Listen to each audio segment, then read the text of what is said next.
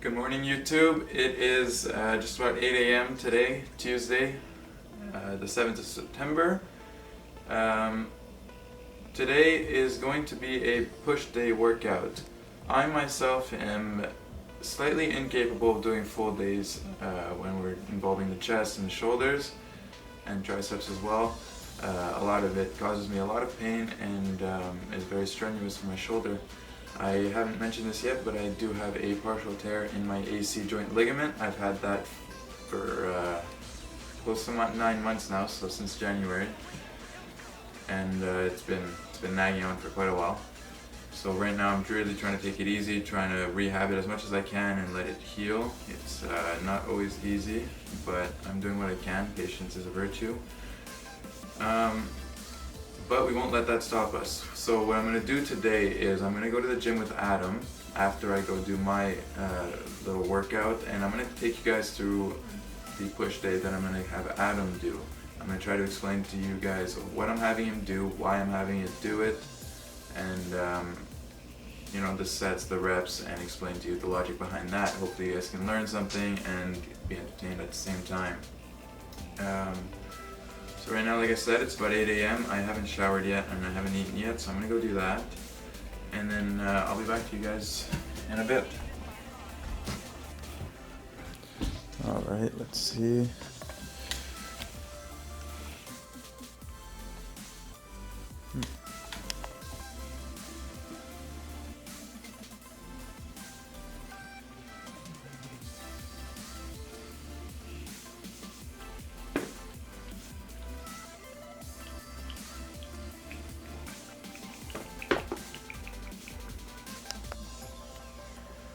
Just showing you guys that I am in fact eating my oatmeal, protein powder, and blueberries once again while watching some How I Met Your Mother. And just doing this to reinforce the fact that you guys have to eat what you enjoy, right? I said this the other day, but it's so crucial. So many people try to do all these things and make all these meals and try to stick to something that they just can't stick to. And they wind up doing this sort of yo-yo diet, They'll lose weight one week, put back on the weight the next, or maybe it's over longer periods of time, but regardless, the concept is the same. They always do that. And you really want to avoid that as much as possible. It causes a lot of eating problems in the future. You can develop like types of eating disorders, right? We don't want that, because that becomes a really big struggle for most people.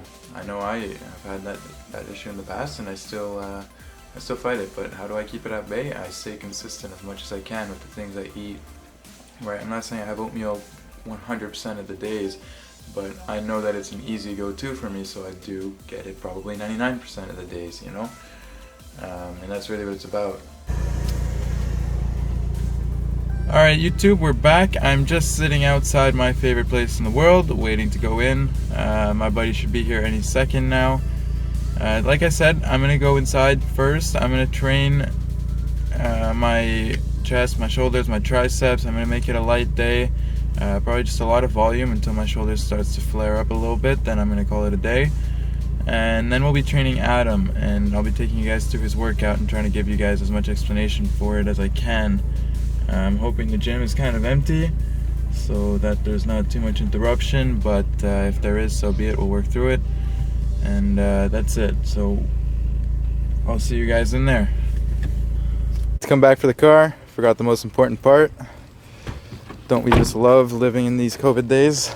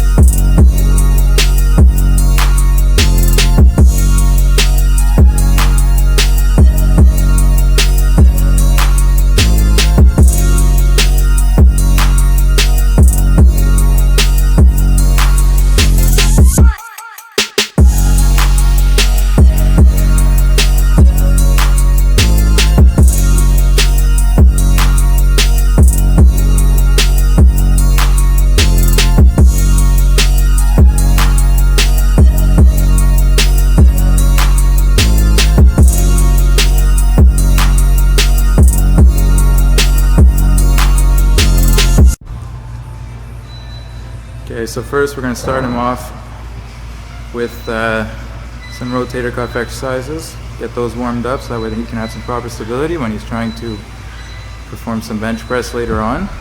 So I'm having him do some simple W pull-aways. He's going to move over to do some T's. And then T's are keep your arms straight and pull them to the side. That's it. Okay, so he's going to do some T's for a set of probably 10. Try to hold that isometric contraction at the end. Yep, good. And then once he's done those, he's going to be moving to a lower pull-up, pull-away, pull-apart. So he'll be bringing it down towards his hips. Yeah, exactly. Exactly. So just like that, he'll be able to warm up his rotator cuff, providing proper stability for the shoulder. And this is all just preventative measure. We don't want to get injured. We're in this for the long run, right? So once he's done this, we'll probably do another set, 10 of each again. And then we'll be able to go start lightly moving up on the bar, on the bench. And we'll catch you guys there. So Adam here is asking me where he should grip his bar. So I figured I would take advantage of this to explain how you should decide where you're going to place your hands on the bar. So Adam, show me where you would normally do it. Okay, good job. Take the bar and bring it down to your chest. So as you guys can see, his arm here doesn't fall perpendicular to the bar. So ideally when you're bench pressing, you want your forearm to fall perpendicular to the bar, as well as when you're coming here from the side, you want your elbow to be in front of the bar towards his legs, so that way he can properly drive the bar up towards the rack. So those things combined will tell us where he should place his hands. So Adam would just place the bar. So as we saw, it wasn't perpendicular and it was coming inward. So we would need a little bit of a wider grip, just like that. And so now if he tries it again, now it's probably a little too wide, so I'm going to get him to grip it maybe half an inch more on the inside, and we'll see it then. And that's good. Now let's see it from the side.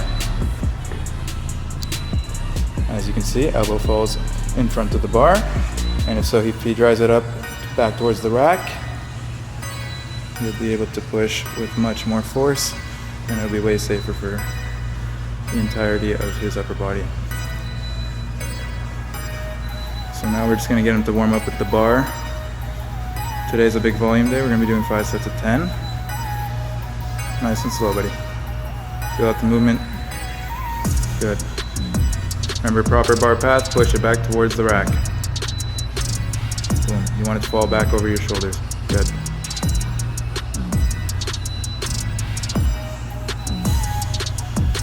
So typically when we warm up with an exercise, we want to start usually with just the bar if it's a compound movement especially, and aim to hit at least twice as many reps as you're looking to do for your working sets that day. I'm just having him do a set of 10 here. I already made him do a set of what I think was 20 for the bar. And so he should have this movement pretty well established right now. So I don't want to exhaust him. I want him to have energy because we're doing a big volume today. So if we see here, he's got good form. He's pushing back towards the rack. And he's tight. He's got the good arc in his back. His wrists are straight, they're sturdy. He's taking big breaths before every rep. He's pushing with his legs. Everything's looking real good. So now we're gonna have him do some incline dumbbell presses. He's starting off with 50, and I think we're gonna stay there. He doesn't really need to warm up because his chest is already pretty well activated, so are his front delts and rotator cuffs. So, slowly building up in weights in this case wouldn't be very useful. It would just drain him of his energy. So now that we did his main compound lift, all we're really searching to do is keep the volume high, keep the break time low, and pump as much blood as we can into the muscle and really tear it up as much as we can. So we're going to be just smacking out a bunch of volume. Okay, so we finished the dumbbell presses. Now we're going to move on to dips. So an important thing about the dips when you're trying to target the chest is to keep leaning forward. A lot of people keep their upper body upright thinking that they can hit the chest, but all they're doing is really activating the triceps, and they don't really get to work their chest.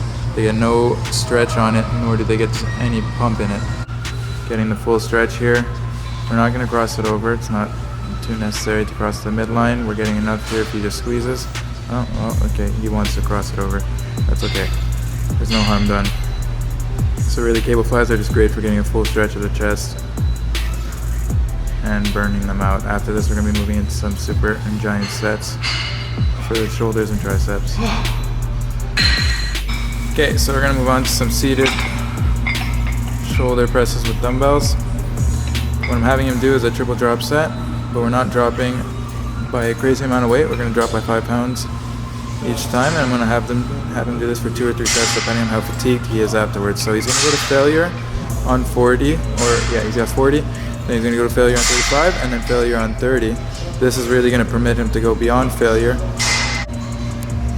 Up, up, up. That's okay. Partial reps are okay as well. Right? We're always just trying to go beyond failure. Good. Sit. Come on. 2. Up, up, up. Give me one more. Come on. You're doing good. Up, up, up, up, up.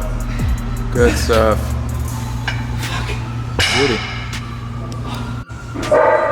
Okay, so moving on from the dumbbell shoulder presses, we are now going to be incorporating a giant set.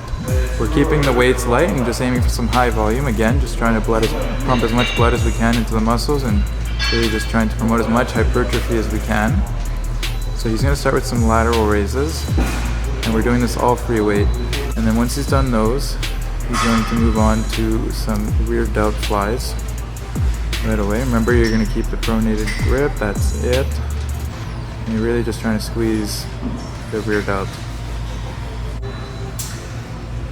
Once he's done those, we are going to move on to the bench that's right next to him to try to incorporate both muscles at the same time and allow him to go a little bit past failure. Again, just promoting more hypertrophy and more blood to the muscles. So he's going to start at the bottom, stretch out that rear delt, really transition into a lateral raise, and then finish off squeezing at the top both the muscles together. We're almost finishing up here. We just got some triceps now that we want to bang out, so we're going to do some tricep rope pushdowns overhanded. This is going to help promote growth in the lateral head, and then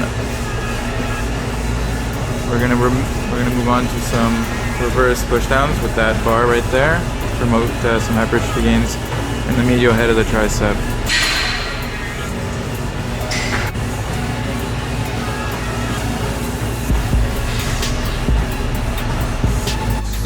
Really, to target the long head of the tricep, you need to have flexion over the head here. So that's what we're doing with these skull crushers.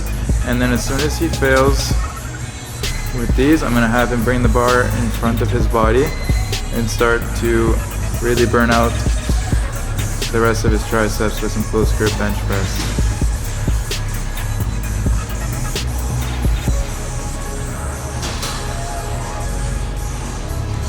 Good. So bring it in front of you, and you're going to try to do some close grip. Oh, no, you were fine where you were. Yeah.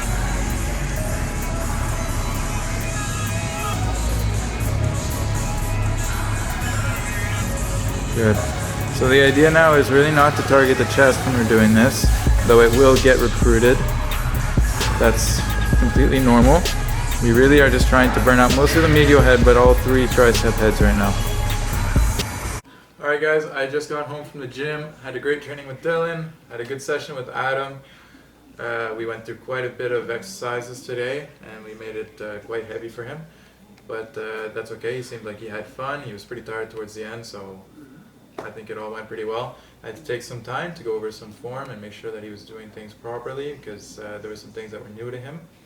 And that brings me to the point I wanted to make about longevity in the gym. It's really, really important that you guys make sure you're having good form when you're lifting. A lot of times we think that we're doing okay because there's maybe a little pinch or something feels a little bit off, but we think we can just train through it because it's not that big of a deal. We like to think we're invincible when really that's far from the case. If you guys aren't certain about if you're lifting something properly, or you feel a little pain that you don't think is normal, you really should be asking someone to check it out for you, or record yourself and check someone else's YouTube video, someone who knows what they're doing, and see how you measure up to their lift. It's super, super important that you guys do this, because otherwise, if you get injured, you don't know how long you'll be out of the game for, and you don't know how severe the injury might be. We're in this for the long run, right? We want to be able to play with our grandkids, or be able to help around the house when we're still 60, 70 years old. We want to be able to take care of ourselves. We want to remain independent, but that won't be able to be the case if we are reckless right now while we're still young, and don't take proper measures to make sure that can happen. So, me having this nagging injury here since January, I can tell you that it really sucks. It really takes a hit on your morale when you can't go and train the muscles that you love to train in the way that you used to, and you have to adapt to it, and it's not always easy. You see your muscles start to deflate. It's not pleasant. So all that being said, I just really want you guys to be careful and to take the time to make sure that you're probably doing your things in the gym, and it's going to lead to better gains in the long run, I promise you that. Anyways, all that being said, I really hope you guys enjoyed the video. I'm going to check over the clips that I took from today, make sure that everything was properly informative. Otherwise, I'm going to throw in some voice recordings over the clips so that I can make sure you guys are getting proper, accurate information. And that's it for me today, guys. I'll see you guys next time.